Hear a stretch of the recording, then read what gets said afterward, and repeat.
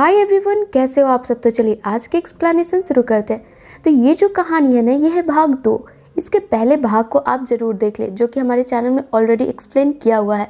ताकि आपको स्टोरी अच्छी तरीके से समझ में आ जाए। तो चलिए, कहानी की शुरुआत होती है और हमें दिखाया जाता है सबमरीन के किचन में और कोई नहीं बल्कि रेनी छुपी हुई थी, वही लेफ्टिनेंट जिससे कि सबसे पहले इस आने वाले क्राइसिस के बारे में मालूम पड़ गया था, जो कि हमने इस स्टोरी के सबसे पहले वाले भाग में देख रखा है ऑलरेडी, जो कि किसी तरीके से अभी तक जिंदा थी।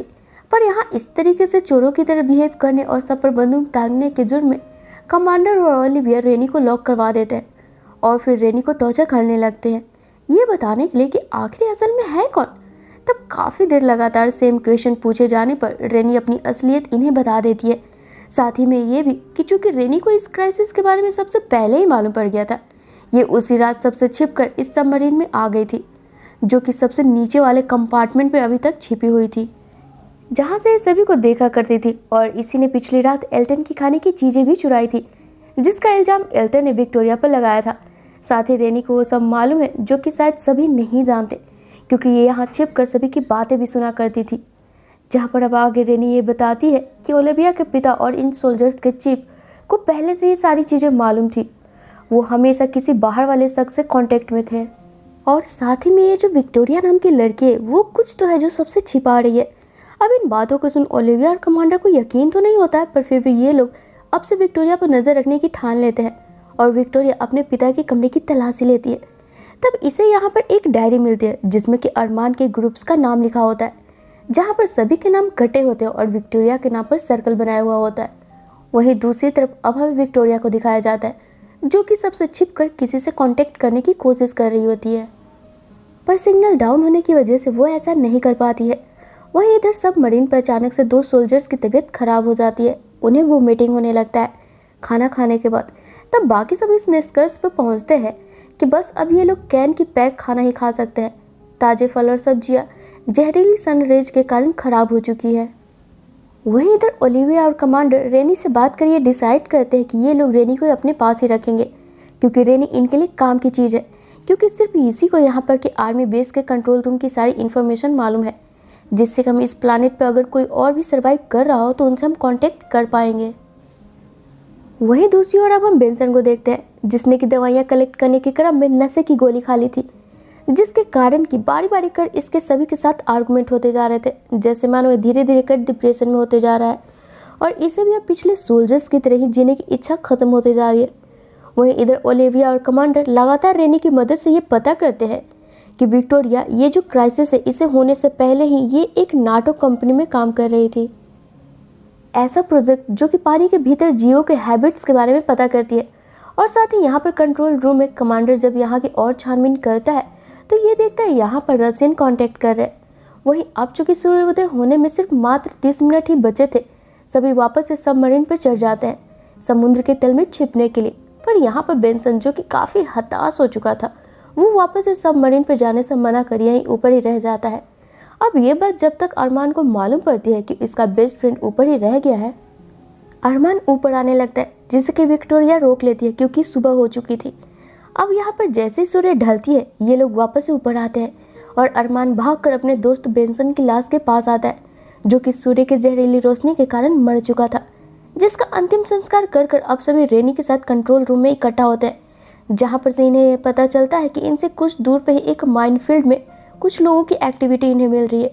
जिससे ये अनुमान लगाते हैं कि इनके जैसे और भी लोग हैं जो कि सरवाइव कर रहे हैं।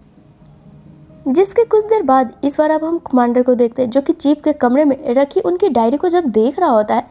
इसे यहाँ पर कुछ कोड मिलता है, जिसे कमांडर जब पीसी पर डालकर चेक करता है तो इसे यह मालूम पड़ता है कि नॉर्वे की तरफ एक और बेस है, जिससे कि चीफ कांटेक्ट करने की कोशिश कर रहा था। इसलिए अब इस सबमरीन को कमांडर नॉर्वे के बेस की तरफ ले जाने के लिए मन बनाता है और जल्द ही ये बात कमांडर सभी को बताता है कि ये लोग अब नॉर्वे जा रहे हैं, जिस पर विक्टोरिया इसे नॉर्वे जाने से रोकते हुए बोलती है कि नॉर्वे पहुंचने में इन्हें लगभग 10 दिन लगेंगे। उतने दिन लगातार सफ़र के लिए ना इनके पास खाना है और ना ही दवाइयाँ, इसलिए फ़िलहाल तो इन्हें नज़दीक वाले माइनफील्ड की तरफ जाना चाहिए, जहाँ पर उनकी सर्वाइवल होने का इन्हें हिंट मिला है। जिस पर सभी कमांडर की जगह विक्टोरिया की बात पर ज़्यादा एग्री करते और फिर ये लोग माइनफील्ड की तरफ निकल पड़ते, ये सोच कर कि मे भी यहाँ पर इन्हें खाने पीने की चीज़ें मिल जाए। पर बदकिस्मती से यहाँ माइन में छिपे लोगों के पास तो एक दाना भी नहीं बचा था खाने का, जिसकी वजह से ये माइन वाले लोग भी इन सभी को घेर कर अपने साथ सबमरीन पर ले चलने बोलते हैं, जिसकी इस डिमांड पर कमांडर को काफ़ी गुस्सा आ जाता है और ये यहाँ पर फायरिंग करने लगता है। तब इस मची भगदड़ को देखकर अरमान और विक्टोरिया अपनी जान बचाकर यहाँ से भागने लगते हैं, जहाँ पर बड़ी मुश्किल से सभी अपने सबमरीन के अंदर जाने ही वाले होते कि तभी पीछे से माइंस के लेवर्स भी इनका पीछा पकड़ लेते हैं और लास्टली विक्टोरिया को पकड़ ही लेते हैं,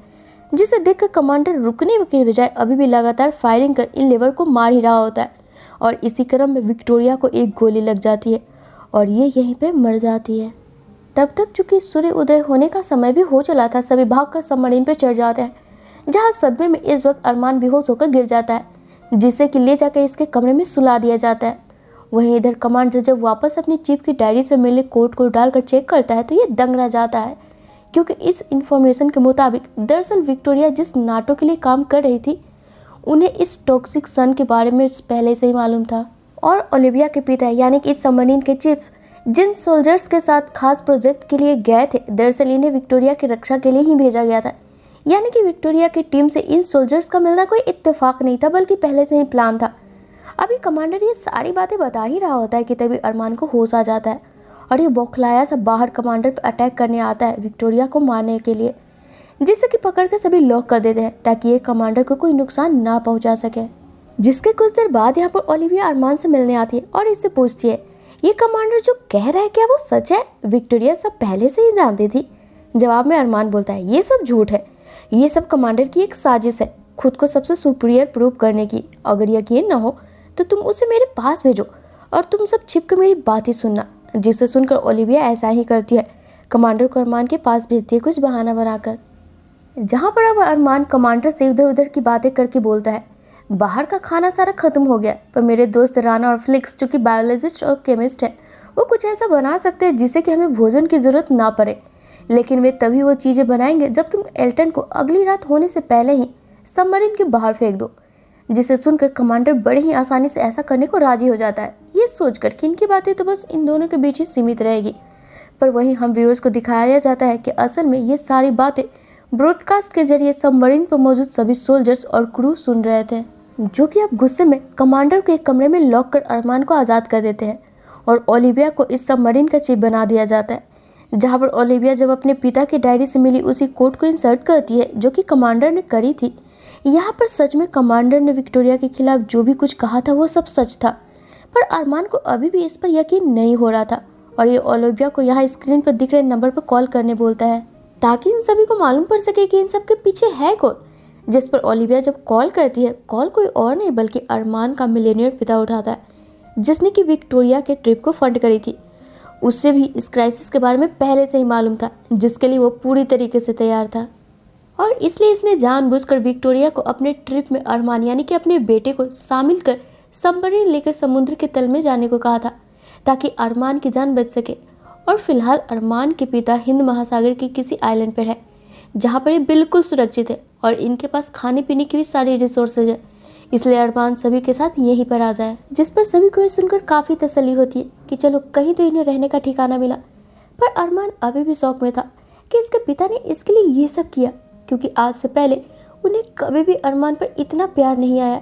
इसलिए अरमान को अभी भी अपने पिता की बातों पर यकीन नहीं होता है। इसलिए अरमान चाहता है कि इससे पहले कि ये सब इंडियन ओशियन की तरफ जाए, इन्हें नाटो के हेडक्वार्टर से बैकअप ले लेनी चाहिए, जहाँ पर रखे इक्विपमेंट से फ्लिक्स और राना आसानी से खाने की चीज़ें तैयार कर सकते हैं। और फिर ये सभी नाटो के हेडक्वार्टर में पहुँचते हैं, जहाँ पर इन्हें कुछ सर्वाइवल भी मिलते हैं, जो कि अपनी बंदूक अरमान पर तान देते हैं। और इसी के साथ ये सीरीज यहीं पे ख़त्म हो जाती है।